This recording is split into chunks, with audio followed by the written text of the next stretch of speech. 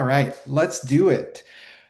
Welcome again. Thank you for joining our session about the 2025 CS Teacher Landscape. We're excited to share our results and announce the release of our new report.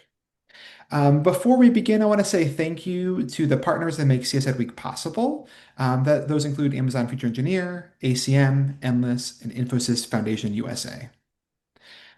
This report and project is a collaboration across three organizations. That's CSTA, the Capeware Foundation, and ACE, which I'll introduce in just a moment.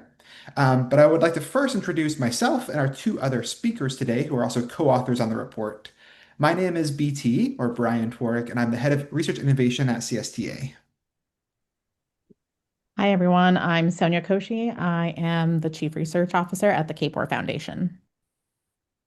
And good afternoon, everyone. I am Shayna Glass, and I am the Director of Education here at CSTA. Thanks. We have two additional co-authors who are not presenting today, but very much contribute to the project. Those are Laura Hinton, who I saw in the audience, as well as Lisa Cruz Novohatsky.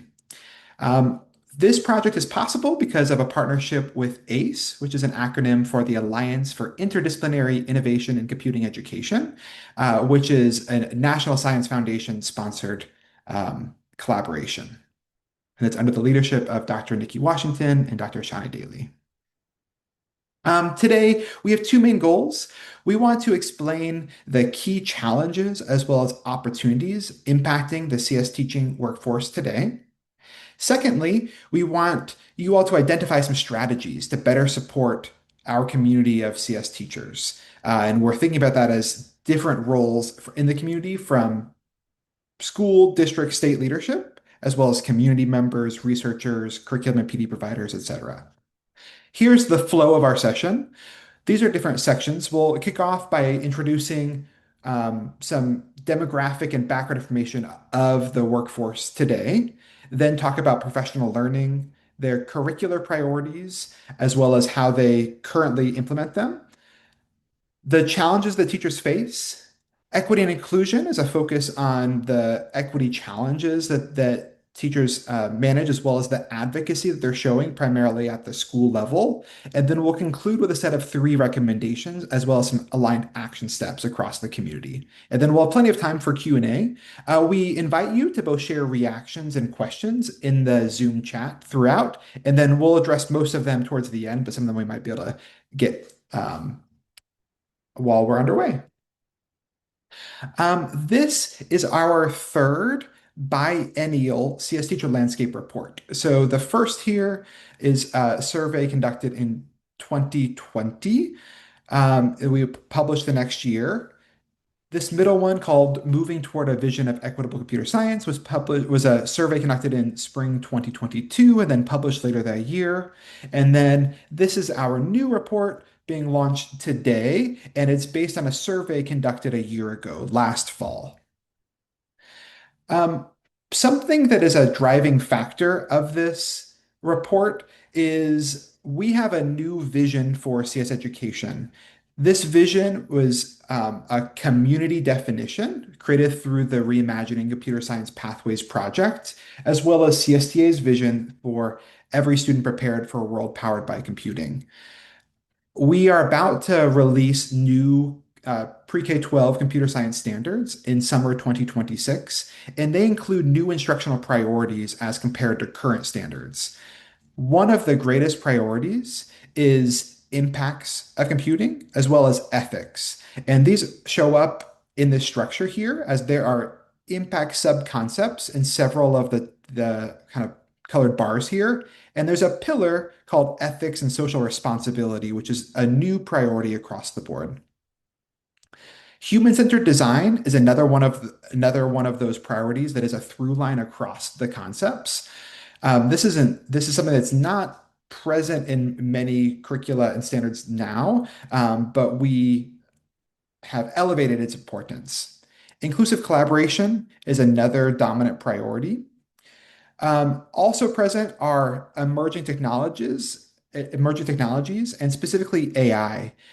You may not see this at this high level structure, but AI is integrated across these different concepts. In particular, in algorithms and design, there is a machine learning subconcept, and in computing society, there is an emerging technologies subconcept as well as a humans in computing one. Computing society also includes history of computing as well as career exploration. And then algorithms has been broadened from a mostly rules-based algorithmic approach to also balance that with data-driven approaches. So I say this as a preface for we have a new vision, and our report looks at our teachers, how do they feel about this, and are they ready to teach this vision? So here are two kind of guiding questions for the study. Are teachers ready to teach this new vision? And how can we support them in order to better realize this vision? As I mentioned before, this is our third biennial survey. It was conducted in fall 2024. The survey was quite extensive. There were 112 items divided into the sections. They cover teacher and school demographics, satisfaction with CS teaching, confidence and efforts in instructional practices, cultural competence, efforts to advocate for broadening participation, usage and perceptions of AI, as well as professional development patterns and desires. Uh, in total, we had 2,882 pre-K-12 computer science teachers across the US, whose responses are reflected in the report that you will see today. Without further ado, I'd like to turn over to Dr. Koshi, who will talk about our CS teaching workforce, including the background demographics of those teachers.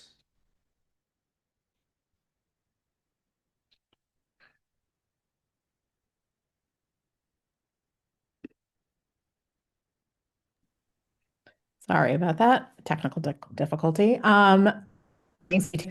And so, as BT mentioned, we had almost 3,000 teachers take the survey. And of that, we had about a third that came from elementary schools, 36% that came from middle schools, and over half that taught at high schools.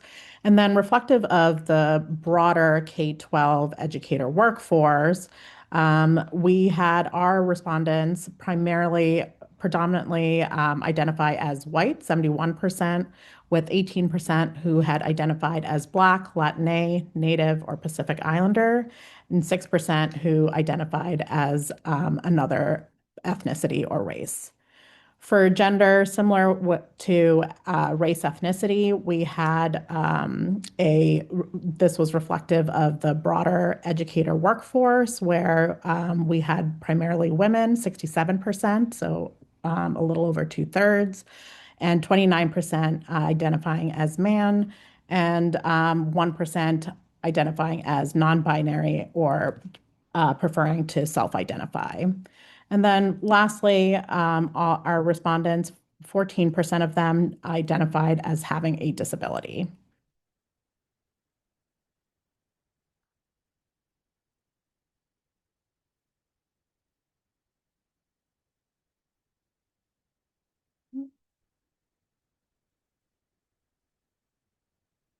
I don't know what I am doing with this, but we are going to roll with it. When it comes to CS teaching responsibilities, we see that half of our teachers, only about less than half of our teachers actually were full-time CS teachers. Again, this is reflective of what we see with a lot of teachers where they're wearing multiple hats across the day and across the week.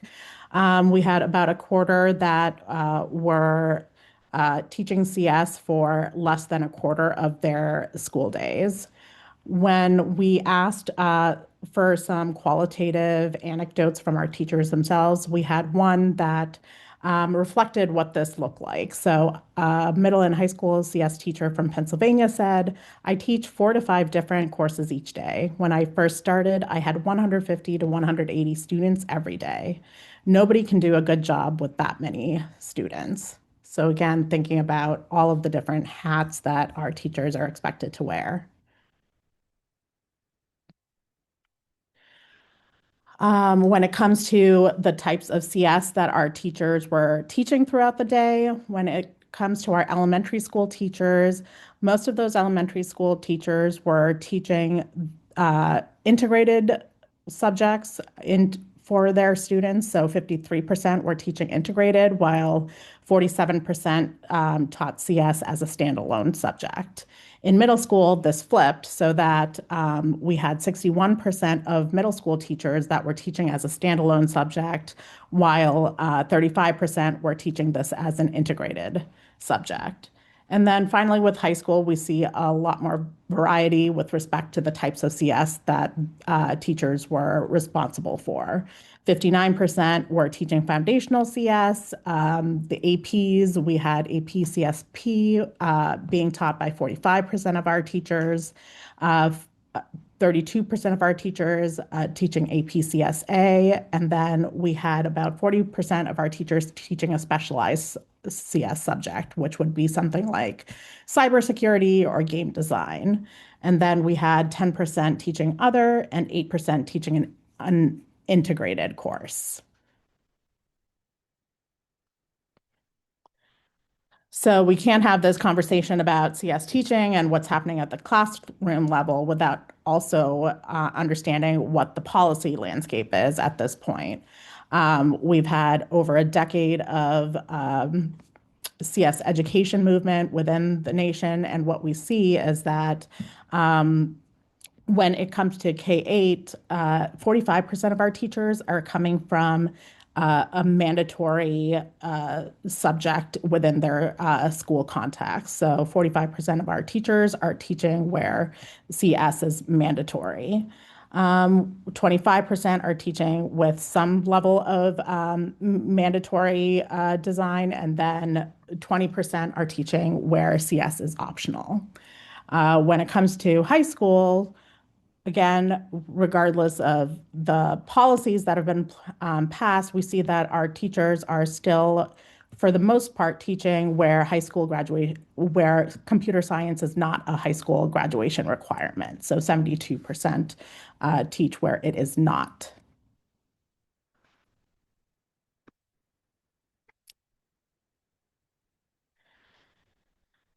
The other piece that we wanted to understand from our teachers were their level of community that they had within their classroom settings and their school settings.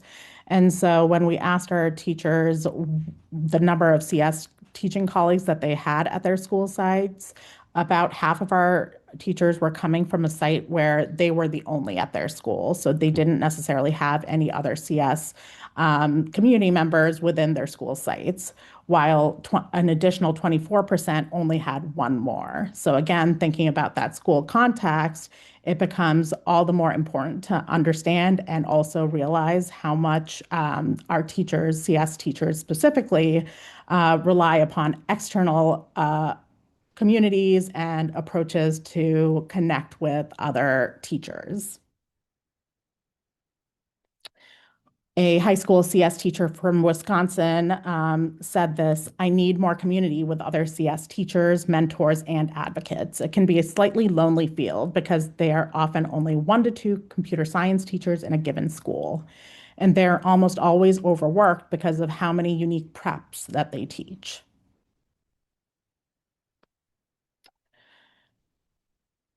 So within the classroom experience, this is similar to our last two reports as well, where we see that our CS teachers are coming in with a lot of years teaching in a K-12 classroom setting, but they come in, they don't necessarily have as much expertise or experience within the CS classroom specifically.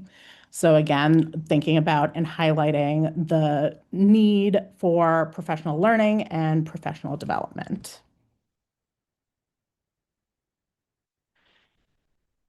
And alongside that, when we ask our CS teachers their background, the majority of our CS teachers did not enter the CS classrooms with a background in CS or other technical sciences, particularly for our elementary school teachers, where they were considerably less likely to have this background in CS or technical sciences.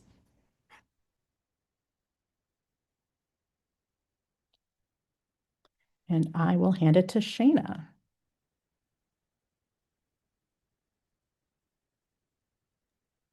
All right, BT, I'm gonna try it. We'll see. I'm like Sonya, we're just out here in the wild, wild west trying to figure it out. Okay, good afternoon again, everyone. I'm going to give just a summary of some of the key findings from professional learning.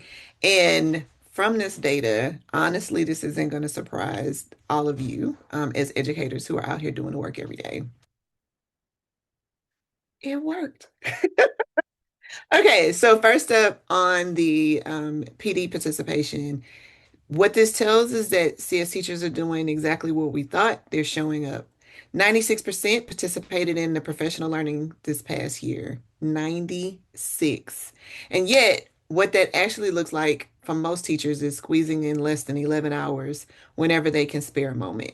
And the number one way that they're getting that learning by teaching themselves, literally working through the curriculum on their own.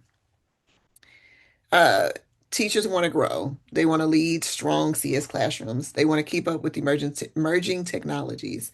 But the reality is only 16% feel like they can participate in as much PD as they need. So I'm turning over to the next slide.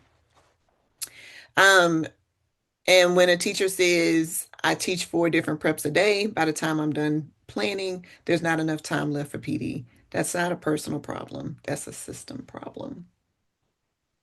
And yet, this is what they love about the community. Teachers still find ways to stay connected through CSTA chapters, through affinity groups, and through networks.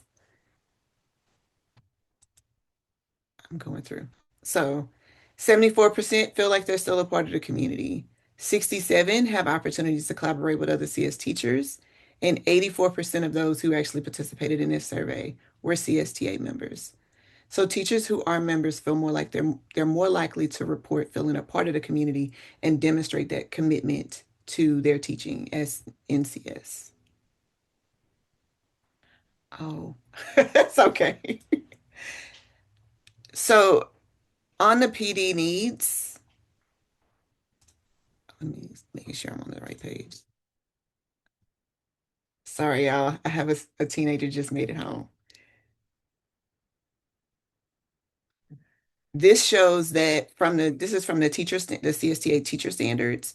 48% see their a deeper CS technical knowledge. 23% want emerging tech. Um, 42% want to support in instructional tools and design. 23% want more help designing inclusive instruction. Given the current climate, it's not necessarily surprising that only it's showing only 3% underneath the standard. But just to note that these were one of the most abstract areas within the survey. So it's more centered around classroom practice than it was directly aligned to asking questions specifically on equity. And this is another quote from a teacher. We need more training for methods of teaching at all different levels at the same time. Uh, I think many of you here would agree with that. Let's see if I can go to the some of the barriers that we've seen, and we hear this repeatedly. Only 16% of teachers reported they were able to participate in the PD as needed.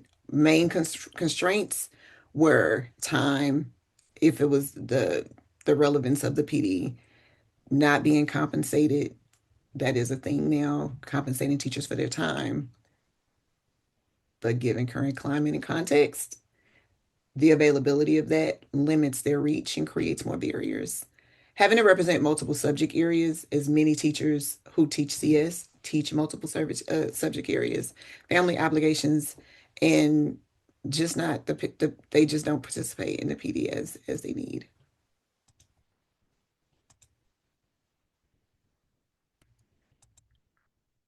And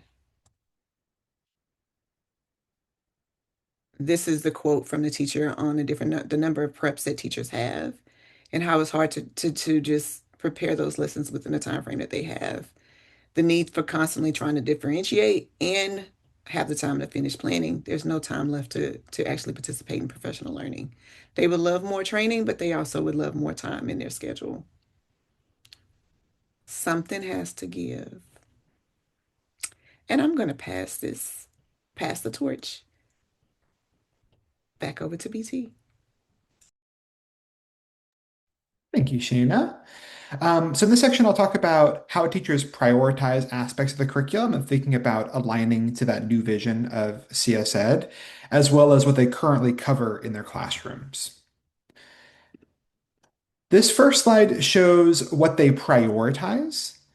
And so across here, we have five concept areas and the four pillars at the bottom. Pillars you can think of as collections of practices. Those are like the skills, whereas the concepts are like the thematic or content organization of the content. Um, what we see here is that the top focus across all of the grade levels was by far computational thinking. This was the very like strongly prioritized like content. That was followed closely by or followed next by programming and algorithms. From there, it was departure a little bit where we see that elementary school prioritized preparation for the future a bit more. That's history, career exploration, that sort of thing. Whereas high school prioritized impacts and ethics as well as cybersecurity more. This slide looks similar. It is an organization, but rather than their priorities, we ask teachers about like what do they currently teach or cover in their classes using the same categories. So, not surprisingly, we see the top priorities covered the most. That's computational thinking, programming, and algorithms. And that's again consistent across grade levels. Um, in fact, we see really strong coverage of this foundational content. 73% of teachers teach four or more of the five concepts. And two-thirds of teachers teach three or four of the four pillars. The group that covers the most content are high school teachers. That's 81% cover the concept, 77% cover the pillars. And as you can see here, the ones that are most universal are programming, algorithms, computational thinking. The biggest gaps are the ones that with lesser coverage, data analysis, as well as human-centered design. This in particular is not a surprise. I mentioned at the beginning that human-centered design is a new priority and is not present as much. And so we hope to support teachers through greater guidance and professional development to make that transition. We also asked them about specialty areas. Um, and 70% of surveyed teachers teach um, some AI content. You can see by grade level, it varies a bit, but elementary is a little bit less, middle high school a little bit more. And we can also see high coverage of physical computing as well as like networking, especially at the high school level. While about 70% teach AI, an even greater percentage, 87%, teach about or discuss the societal and ethical impacts related to AI. Despite that, the majority spend relatively little amount of time on it. That's like under 5 hours. That was 85% spend 5 hours or less on it. We also know that teachers are covering some specialty areas, especially like AI, even though their confidence is lower in these areas. That's a difference we found. A teacher from Indiana wrote, AI can change the world. It's important that we understand how important it is and teach students how important it is so that they're able to use it without abusing it.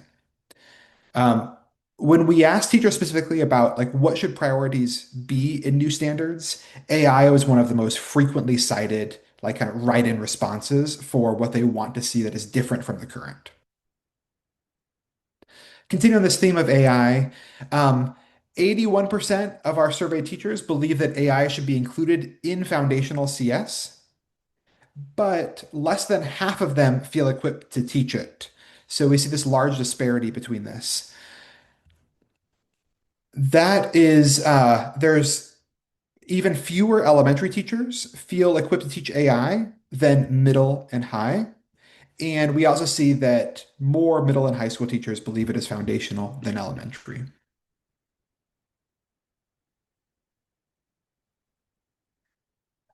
Teachers express that they have significant agency in how they teach CS, In fact, nearly all, 97%, reported they can control how they teach CS, like that's the curriculum. And 93% said they can determine their own curriculum by either revising or modifying existing curriculum that their school or district adopts, or by developing their own. I think this high degree of agency likely explains the variance between teachers' current content coverage and standards adoption. That is, teachers currently cover more content than is in the standards that they have, as in many teachers teach AI, but it's not commonly part of standards yet. And so I think that's generally a very promising sign that with more guidance and support, teachers are very likely able to adjust their curriculum to teach those new instructional priorities. All right, back to Dr. Koshi for challenges.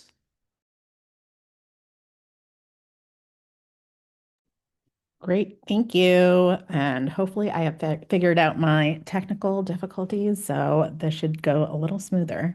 So again, before we get into the challenges, what I really wanted to emphasize was that um, we continue to see challenges, but we also see a teaching workforce that really enjoys teaching. So we had 96% of our respondents that said that they enjoyed teaching CS, and 85% of our teachers said that they plan to remain teaching CS within the next 5 years.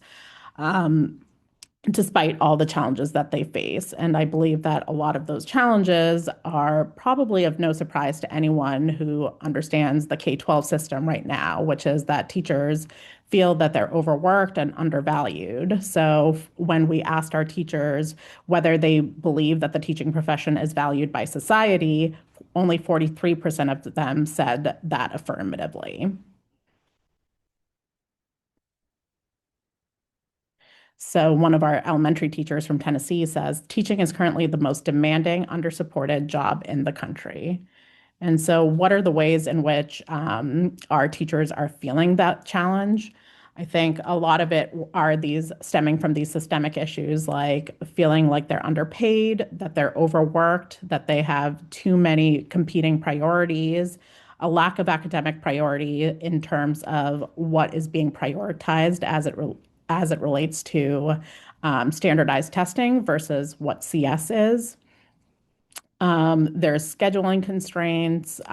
So all of these components really challenge our teachers with respect to delivering CS within their schools.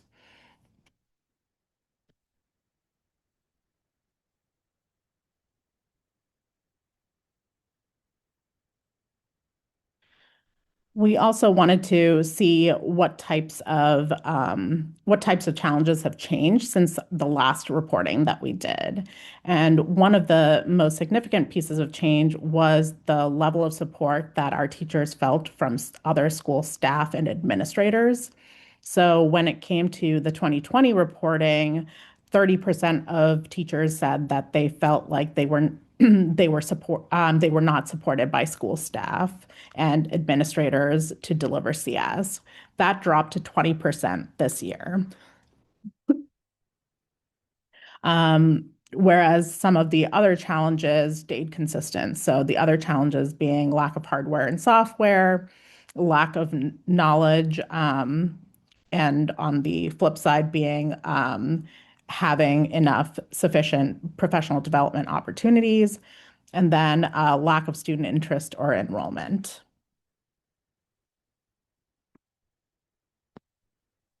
A high school CS teacher from California said, counselors have misconceptions about CS, so they don't represent it fairly when students enroll.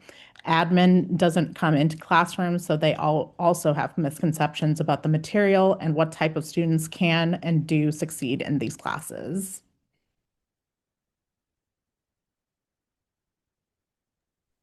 And I will hand it over to Shayna. Thank you very much. I think I did it right again in PT. Excellent. Thank you. Okay, so around the confidence of teachers on implementing these practices, while 82% of teachers feel confident teaching CS concepts, far fewer are confident in implementing inclusive teaching practices that ensure that all students can participate meaningfully. This gap matters, especially in schools where teachers may be the only CS educator and lack support structures. So this shows 80% feel confident in using materials that highlight race, ethnicity, and culture. 77% in inquiry-based strategies, 69% using CRP to support student learning, to support students, 58% with supporting students with IEPs and 504 plans, and 41% in teaching multilingual learners. Some of the barriers that continue to persist is around accessibility tools and curriculum. So only 62% of teachers report using accessible tools and curriculum, leaving a significant portion of students with disabilities navigating CS in environments not designed for them. Teachers note additional barriers such as lack of paraprofessional support, inaccessible hardware and curriculum materials that aren't adaptable. Um, so this just shows uh, some of the barriers that teachers feel like they are facing within those areas with disability when they're trying to support students with disabilities. Some of the biggest issues that consistently lift up concerns around access, representation, and systematic misconceptions. Um, this was a Wordle or a word cloud that was drafted from some of the feedback from the open-ended questions from teachers completing the survey, and these are a lot of the different areas that stood out. Um, Despite these challenges, teachers continue to advocate. They are pushing for broader access, inclusive pathways, and equitable classroom experiences, but they cannot do this alone. This is showing that the greatest way teachers are advocating is by introducing CS content and skills into their existing classrooms. They are introducing it to their school at the first time at 61%. They have increased the number of CS courses offered, so they're advocating for this in their schools. They have improved outreach significantly to their underrepresented students to disrupt inequities and to increase CS course enrollment. They're creating extended learning programs or after school activities or extracurricular and summer programs. Um, the the smallest area of growth in teacher advocacy is working with their counselors. And this is something we continue to try to push and to share resources that are available for teachers to partner, which I know we're getting ready to dive a little bit deeper into of some action items on how you can do that. Teachers are already doing this work for the next generation. Oh, sorry, BT. Oh, it's fine. I think I Oh, just got trigger happy with my clicking. well, I was going Um, to say the quote, but I'll let you go ahead. Um, so we conclude the report with three recommendations that are grounded in teachers' perspectives. So we ask them very directly about what are your greatest challenges and what do you need from different levels of the system in order to support you as a CS teacher. And so our recommendations directly come from that, as well as respond to the challenges they listed. We believe that we are aiming towards strengthening teacher readiness and ensuring that CS is treated as a core part of every student's education. These recommendations are relatively similar to the recommendations from the last report published in 2022, underscoring that while we've made progress, we also have lots of room to grow. And then the action items are updated for each. In general, we believe that teachers are already doing the work of advancing the next generation of CS education more than enough, but they cannot and should not be expected to do it alone. In fact, oh, there's those words. Uh, One teacher wrote very simply of what they need from the community is we need you to listen to the teachers. They know what they need. And so that's one of the things that we are aiming to do in this report is elevate their perspectives. Our first recommendation is to invest in ongoing high quality teacher professional learning.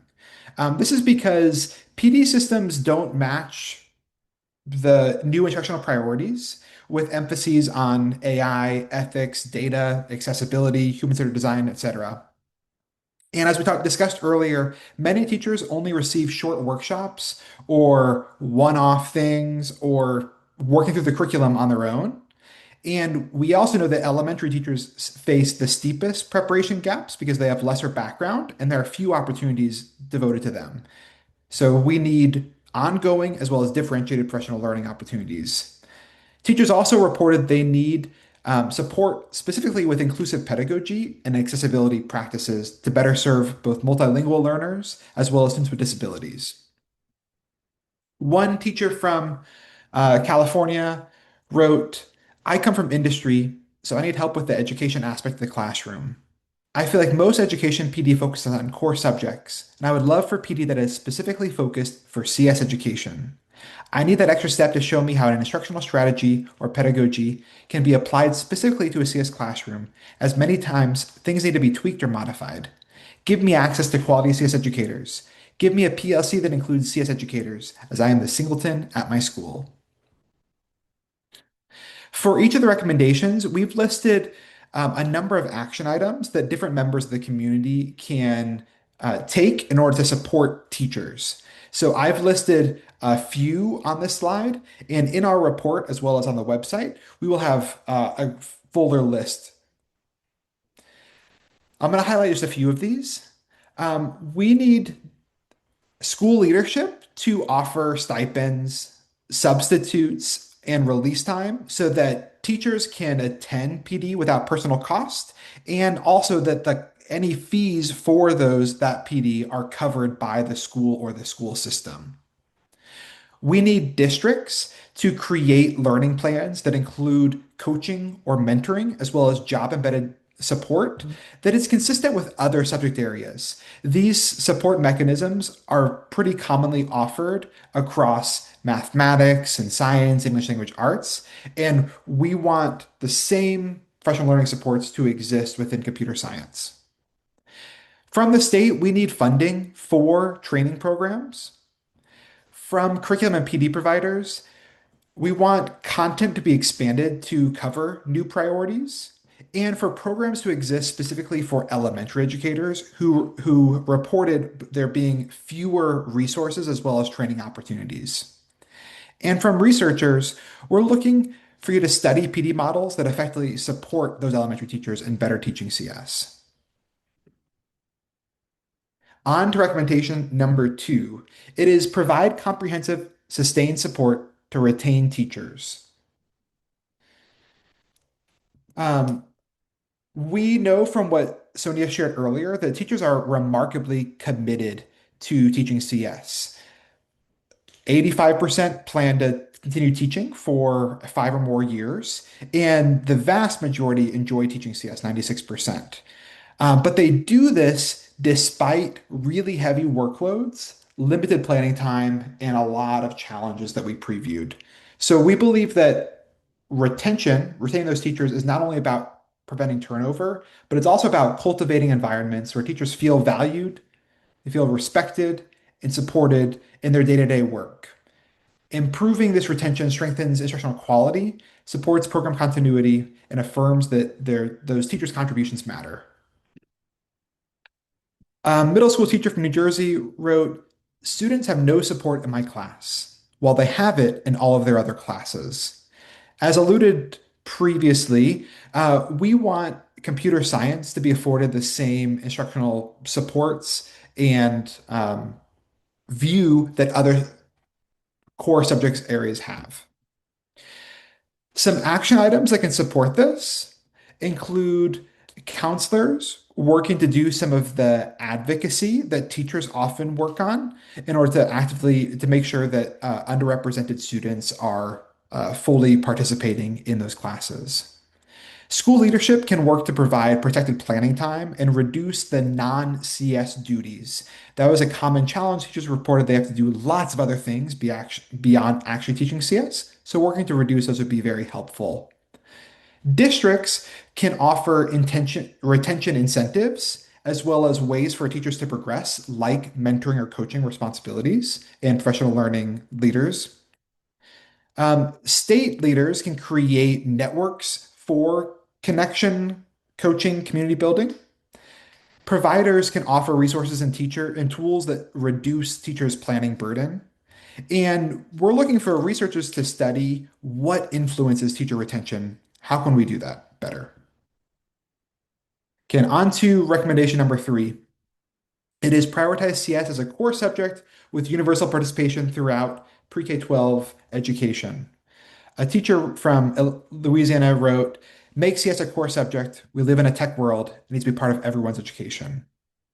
As alluded to several times, CS is treated as an elective. It's offered irregularly, and it's often limited to students with prior experience. We've seen that persistent gaps in equity exist, especially for girls, multilingual learners, students with disabilities, and students from low-income communities. Um, we know that teachers generally support policies that promote universal participation, like high school graduation requirements. In fact, 88% of teachers reported that CS should be a high school graduation requirement. We know that's not this that the that policy can look different in different school systems, and that's not the only way to attain that. Treating CS as a core subject starting in elementary and continuing through graduation creates the conditions necessary for equitable access, including dedicated time, funding, aligned pathways, and visibility. It's also how we prioritize and value teachers. Some action steps towards that are counselors can just include CS in students' plans. School leaders can ensure that students with disabilities are not gatekept from CS learning, as well as multilingual learners. District leaders can work to create coherent pre-K 12 computer science pathways and those aligned to new standards. State leaders can adopt policies that support all students in learning foundational CS and back that with funding to allow implementation. A gap for curriculum and PD providers is making sure that all of our tools and the materials meet accessibility guidelines. Shana mentioned earlier that I think only 62% of teachers report they have these, and all teachers need accessible materials in order to make sure they can reach all students. For researchers, we're looking for you to study pre-K 12 computer science implementation, including equity pathways, student outcomes. And members of the community can absolutely advocate for universal participation as well as the funding to support that. Um, Our full report includes more data, explanation, and action steps. It's available today at this URL. It's landscape.csteachers.org. In the coming days, we'll be building out a bit more features on the landing page, as well as the ability to access previous versions. We also have this beautiful data dashboard that Laura developed. What's shown here now is the ability to filter by state as well as grade level and view updated demographic information for the teacher respondents that fit into those categories.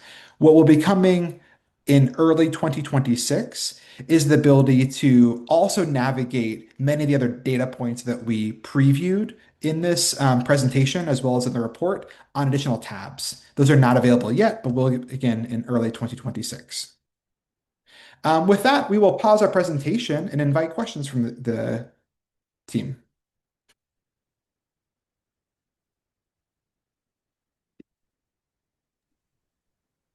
BT, I think Eugene asked a question about the data you presented about AI. What AI area do the teachers teach? We did not ask specifically about what AI they teach. The information we collected was close-ended on whether they taught CS, or sorry, whether they taught AI, how much of it they taught. We asked open-ended questions about what they believe were the benefits of teaching AI as well as the risks. So we have more information there, but we didn't ask specifically about what they taught. Um, I think the departure we saw is it was more common for teachers to teach about the ethical and societal like impacts of AI than it was to teach content like AI content like machine learning. We can discern that from the closed-ended items we have.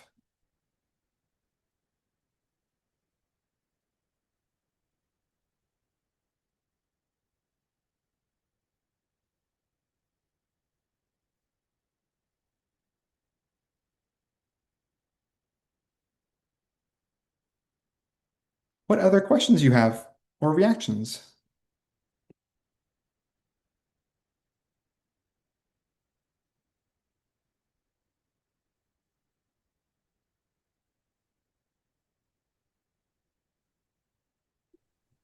Hey, this is Chris. Hey, Um, Chris. hi. So on the who will be still be teaching in 5 years from now, Yeah. some of that might be a little skewed because if you asked me, I won't be, but not because I'm not enjoying it, but because I feel like 30 years is enough, you know? And I'll be losing money if I stay, you know?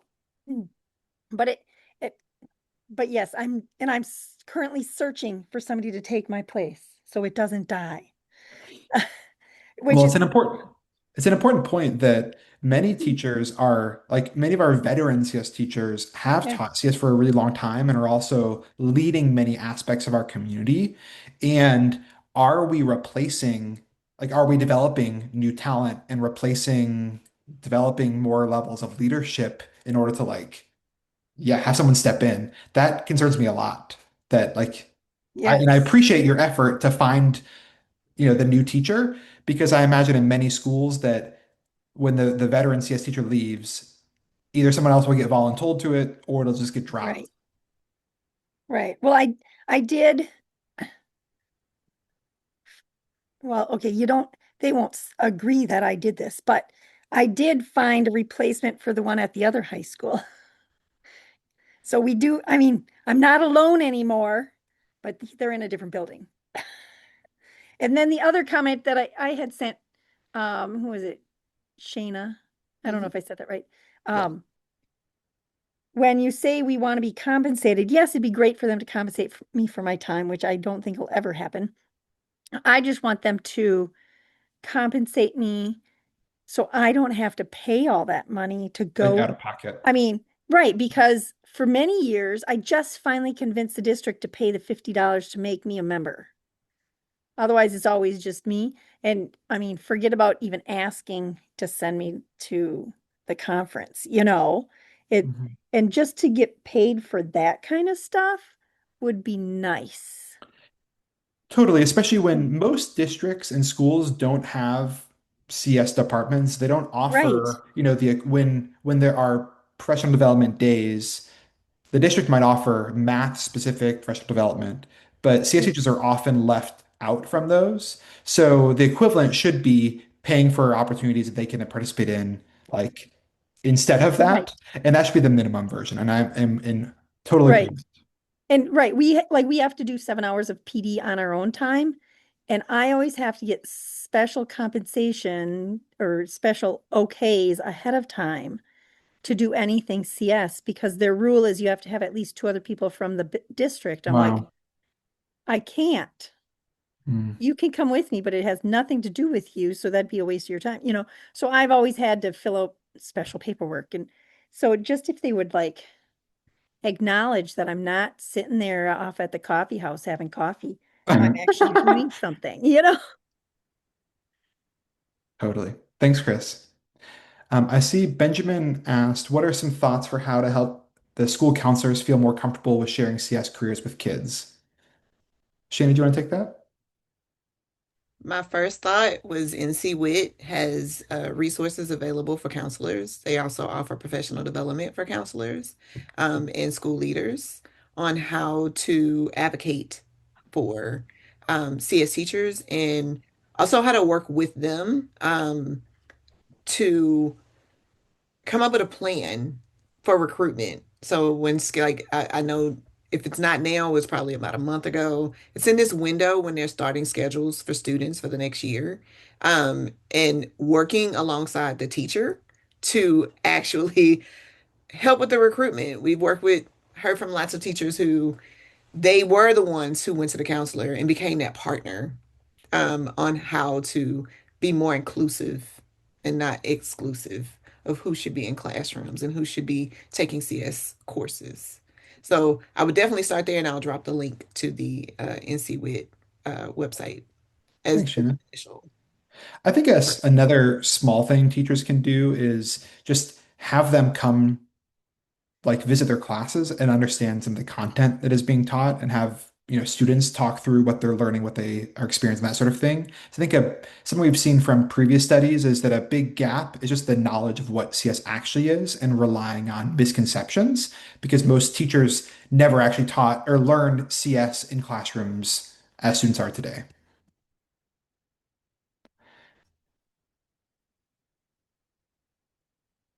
Thanks, Jason and Shayna, for sharing that resource.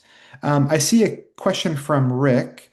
He wrote, how can after-school program leadership support students, families, and school leaders in CS education, even though we have limited funding?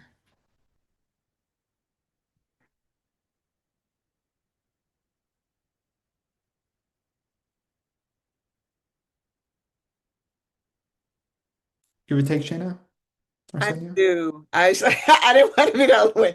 I was No, waiting. do it. So my first thought would be CSTA. The reason I say that is joining a community, partner with your local communities, go to the school, like work within the schools to work with the teachers who are teaching it, to become a part of the community to know what's going on in other schools and other districts, because you don't necessarily need the funds if you don't need additional funds, or they may be able to give you insight on how to gain more funds. Also, working in the community with other local businesses can also help to support filling those gaps and filling those needs. I know in some states it makes me instantly think of Arkansas, where their whole premise and direction was driven around how do we fill the industry needs. So working with the local businesses to help to fill those needs. Another one, a shout out to in Alabama, Jason, with Ed Farm, where they do work with local schools and businesses to bring in additional funds to help support those school programs and after school programs for students to give back and fill those gaps. So just a couple suggestions. Your local chapter, look into your CSTA chapter, build that networking community, and look in local businesses within different schools and structures, churches, other nonprofits, sororities, fraternities, et cetera, so that they can help you to fill those gaps. And I think there's often a lack of coordination between in-school and out-of-school opportunities at the same school site, which is partly because, people are working at different times and then it's like hard to have overlap. So I like the suggestion of kind of connecting to the broader communities because I think it can happen there. And also just inviting folks to come in and like check out what's happening during the school day or vice versa to like better bridge or make coherence across that is really useful. And I like the inclusion of families in the question because we community-wise need to do a better job of like bringing families into the conversation and informing because again, most adults didn't learn CS themselves, so they may have a limited knowledge about what instruction involves, and so we want to broaden their understanding as well.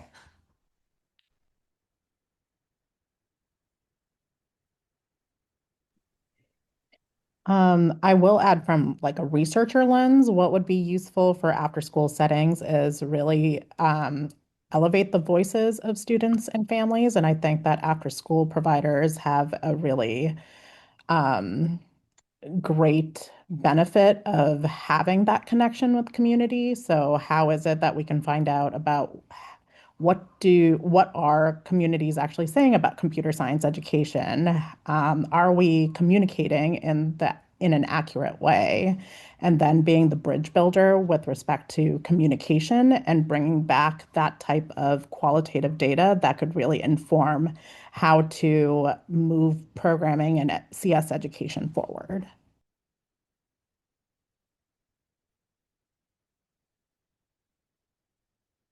Since we are at the tail end of our time period, I want to close by making some acknowledgments of there were, again, three organizations and five co-authors for this report, but it was only possible because of the contributions of many, many, many more people, several of which are listed here, who supported the research and analyses, the policy committee, which helped to inform both the survey as well as the recommendations and action steps to respond to the findings, and our efforts to design the beautiful report, market it, etc. Of course, we want to thank our teacher participants because one of our findings was they're overworked, underappreciated, and we asked them to do one more thing. And so we're so grateful they spent the time on completing the survey and sharing their perspectives. And we hope that this honors the viewpoints of those teachers. And this study was possible because of funding committed from the National Science Foundations. We're also grateful for that contribution. Um, uh, this is CS Education Week, and we are midway through. I want to also highlight there are a few other events shown on the right column here that we would invite you to join. You can go to csedweek.org and find the registration links for these. Later this afternoon, there is a session on AI and beyond, updates to the 2026 CSDA standards. Tomorrow, there's an AI in Action series. We have the Responsible AI Fellows presenting. It'll be awesome.